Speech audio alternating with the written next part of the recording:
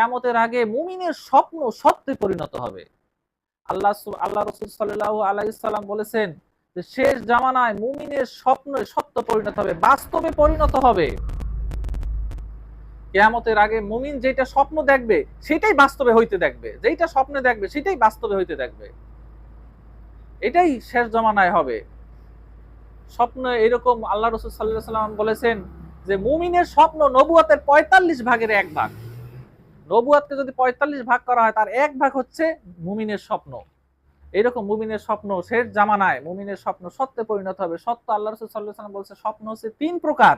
একটা হচ্ছে সুন্দর স্বপ্ন, ভালো স্বপ্ন, সত্য স্বপ্ন, ভালো স্বপ্ন। এটা হচ্ছে মুমিনের জন্য আল্লাহ সুবহানাহু ওয়া তাআলার পক্ষ থেকে সুসংবাদ স্বরূপ।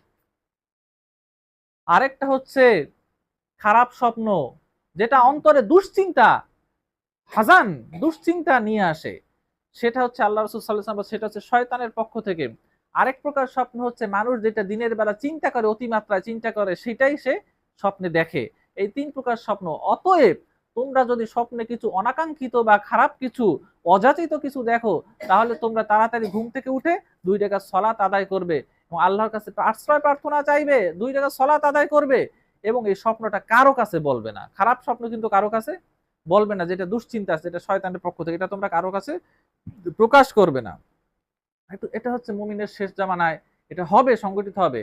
অনেক ব্যাখ্যাকারক বলেছে যে এটা হবে তখন যখন মুমিনের সংখ্যা খুব অল্প হবে। তখন আল্লাহ সুবহানাহু ওয়া তাআলা তাদের অন্তরকে সান্ত্বনা, মুমিন তার মনের ভাব প্রকাশ করার মতো কোনো লোক পাবে না। মনের ভাব, মুমিন বড় একা হয়ে যাবে, বড় একা হয়ে যাবে। তার মনের কথাগুলো, মনের ভাব প্রকাশ করার মতো কাউকে খুঁজে পাবে না। এইরকম একটা সময় এটা হবে যখন আল্লাহ সুবহানাহু ওয়া তাআলা এই সব স্বপ্ন দেখে তার অন্তরে সান্ত্বনা দিবে।